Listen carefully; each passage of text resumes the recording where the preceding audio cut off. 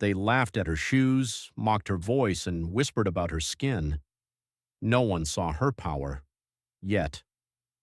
What they didn't know was that every insult, every cruel joke, every moment of humiliation was leading to the one day she would stand above them, the billionaire who made them.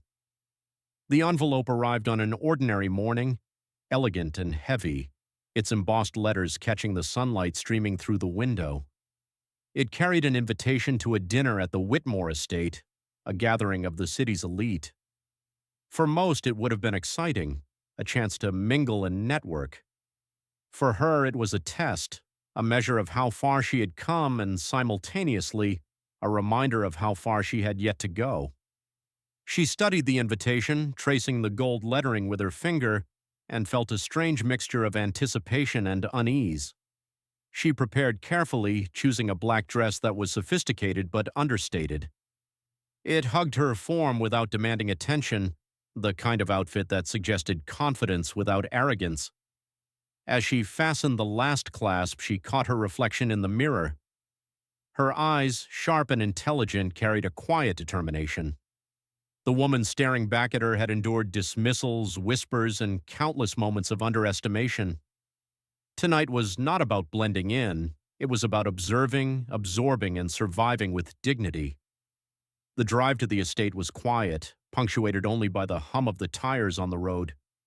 As the car moved past manicured lawns and fountains glistening in the afternoon light, she felt a pang of irony. This was the world she had been told she could never belong to, the life that others assumed was reserved for the privileged few. And yet here she was, a product of her own ambition, her own perseverance. The thought made her chest swell with pride, tempered by the knowledge that every step inside those gates would be scrutinized. When the estate finally appeared, massive and imposing, she felt the weight of the occasion settle over her. The gates opened to polished marble floors and towering pillars, a testament to wealth and legacy. As she walked inside, she noticed the subtle glances and whispered remarks, the way the guests assessed her in a single glance, as though trying to place her on some invisible social ladder. She met their eyes politely, smiling softly, but inwardly she catalogued every expression, every reaction. They didn't know her. They couldn't know the quiet power she carried beneath her composed exterior. The hostess approached, offering a tight-lipped practice smile, and spoke in a tone that was polite, yet tinged with expectation. "You must be the guest," she said, eyes flicking over her as if measuring, judging. She nodded in response, keeping her own smile steady. Around her, the room glittered with wealth, crystal chandeliers, gilded frames, and accents of gold everywhere. It was a world built on appearances, and tonight she would navigate it like a skilled observer, aware of every slight, every nuance. As she took her seat, she could feel the subtle undercurrents of dismissal and curiosity. Whispers floated across the room, soft and pointed. Yet she remained composed, calm, and observant. Every laugh, every glance, every attempt to make her feel small was being quietly stored, transformed into knowledge and strategy.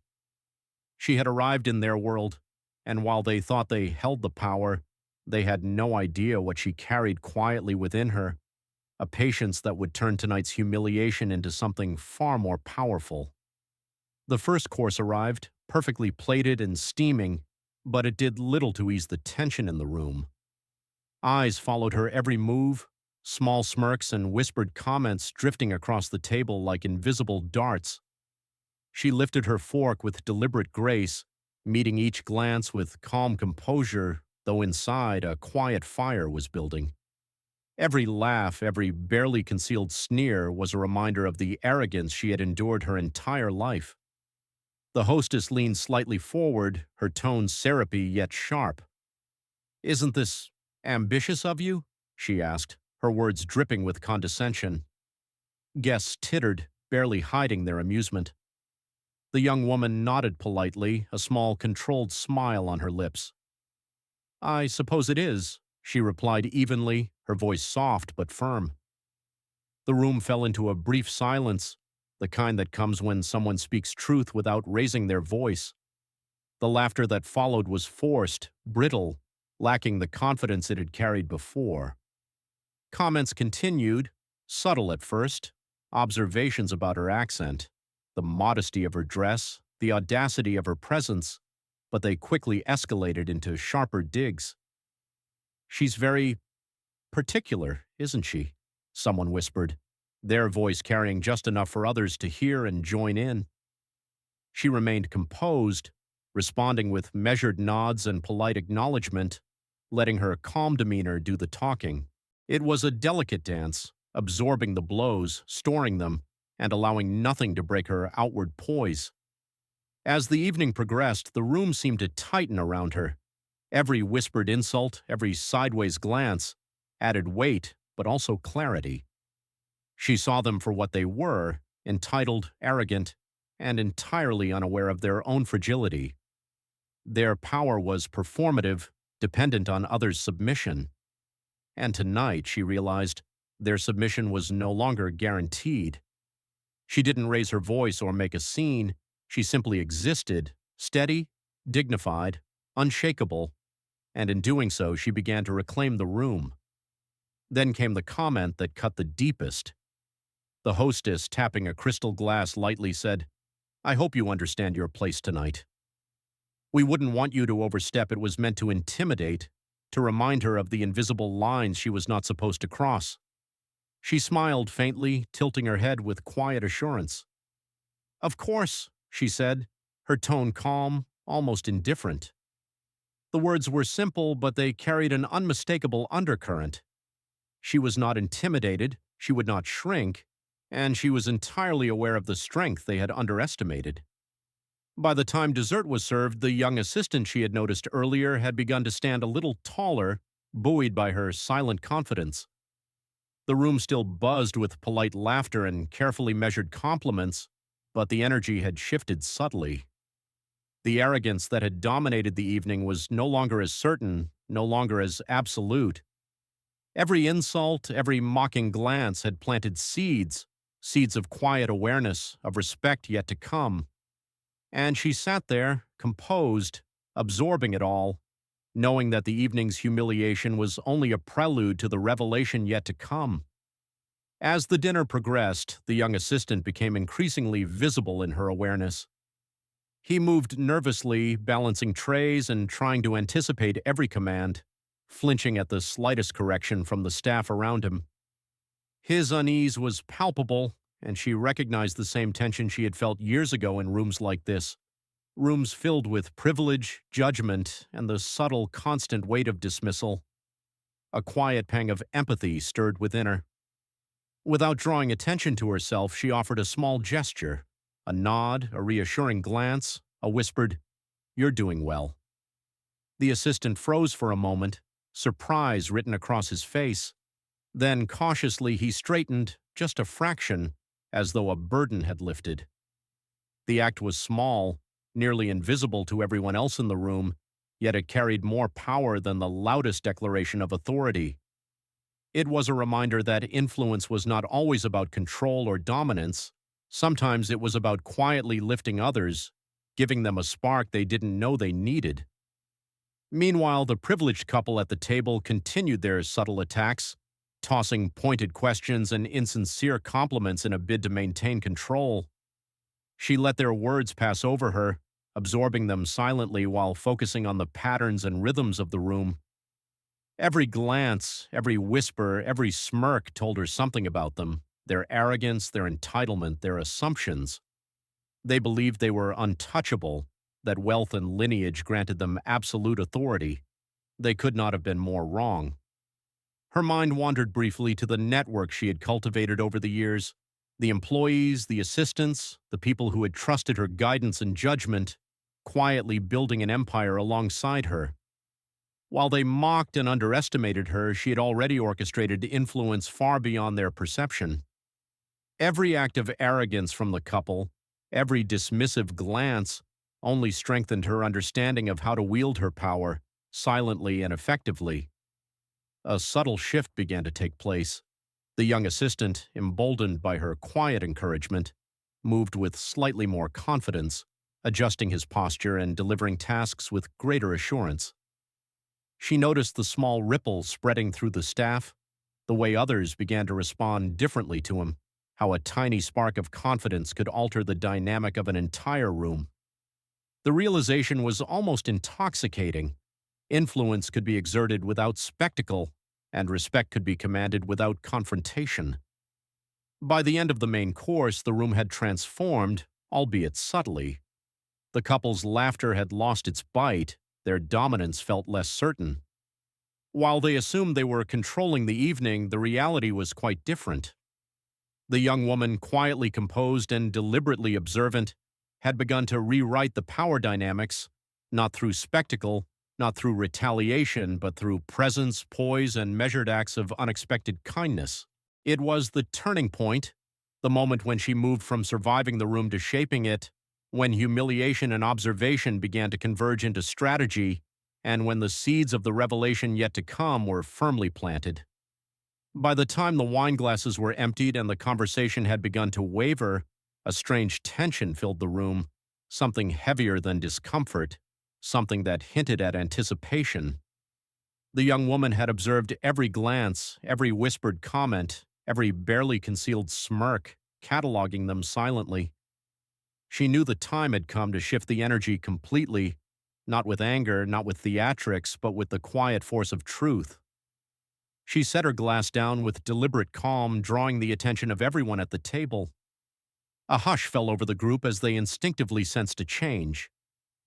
"There's something important you all should know," she began, her voice steady, measured, and commanding in its subtlety. The guests leaned forward slightly, curious and uncertain, not yet understanding that the revelation would dismantle everything they thought they knew about her. "I own the company that employs everyone here tonight," she said simply, almost conversationally, letting each word hang in the air. "The staff who prepared your dinner, the assistants who ensure your comfort, the managers who oversee your events, they all report, directly or indirectly, to me. I am responsible for the decisions that keep this operation running." The effect was immediate. Forks hovered in midair, glasses were forgotten, eyes widened. Polite laughter faltered and disappeared, replaced by a stunned silence that seemed to stretch endlessly. The couple who had spent the evening mocking her froze, their faces a mixture of disbelief and dawning comprehension. They had underestimated her in ways that now seemed almost naive. The reality of her authority was undeniable, and it carried a quiet power far more intimidating than any raised voice or dramatic display could ever achieve. No one dared interrupt, though murmurs began to ripple through the room like a low tide as each guest processed the truth. She did not gloat. She did not cast judgment. She merely allowed the weight of her presence and the clarity of her statement to do what arrogance and entitlement could not: command attention, demand respect, and shift the balance of power. Every subtle smirk, every whispered insult from earlier in the evening now seemed absurd, inconsequential in the face of her revelation. Even the young assistant she had encouraged earlier looked at her with awe, a quiet understanding passing between them. He had seen the power of her composure firsthand, but now he witnessed its source. The room, once filled with confident, dismissive laughter, had transformed into a space of tension, respect, and reluctant acknowledgement. The woman who had been underestimated, mocked, and marginalized had proven that influence was not loud or showy. It was precise, deliberate, and undeniable. By the time she allowed the silence to settle fully, the energy in the room had irrevocably changed. No one could return to the assumptions of the past. She had revealed herself not as a victim of their arrogance, but as the architect of their livelihood, the quiet force they had ignored, and the person who had always been in control. In that moment, she claimed the room, not with anger, but with the quiet, commanding authority of someone who had never needed validation to understand her worth. The dessert plates had long been cleared, yet the tension in the room lingered, a tangible reminder of the subtle upheaval she had caused. The couple who had spent the evening belittling her now shifted uncomfortably, their dominance quietly eroded. They tried to mask it with polite smiles and strained conversation, but the energy had changed. The room was no longer theirs to command.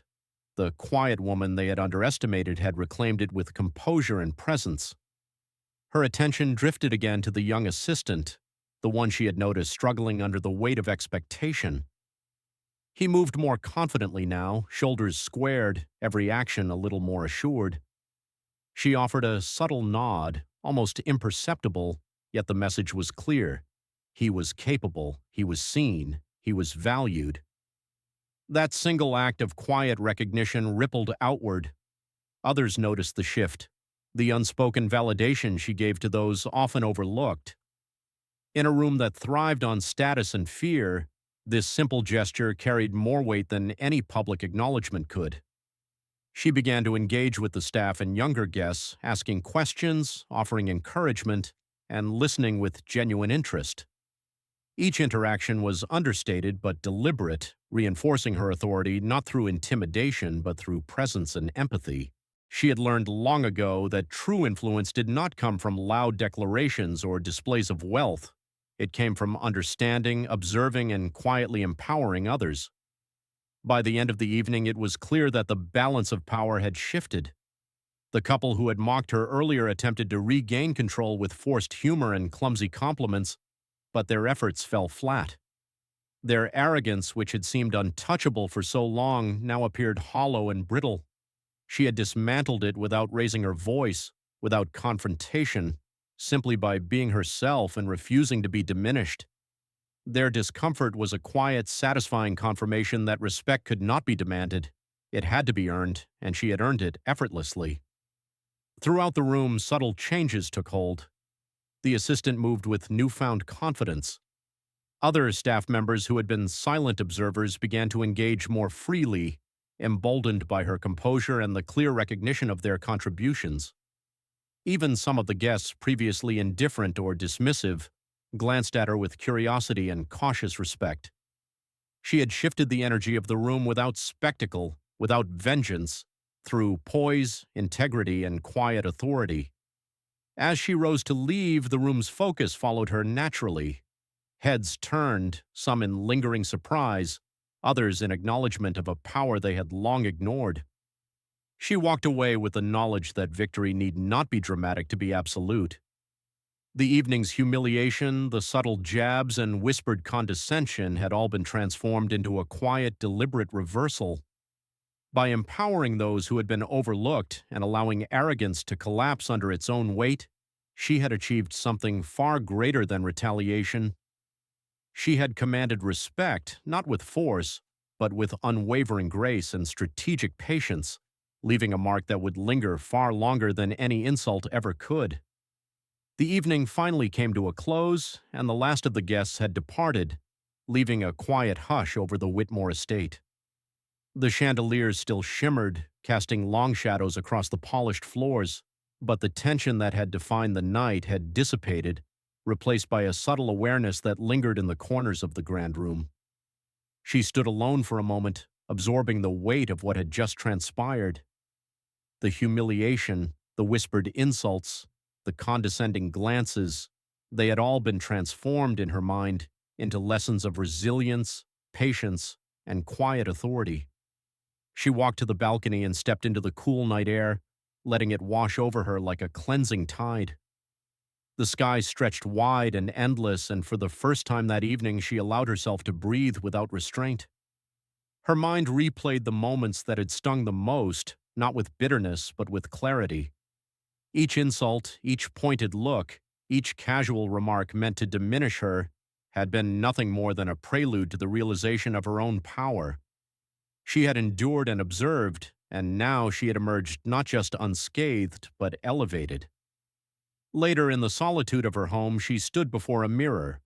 Her reflection was calm, composed, and infinitely more confident than it had been at the beginning of the evening.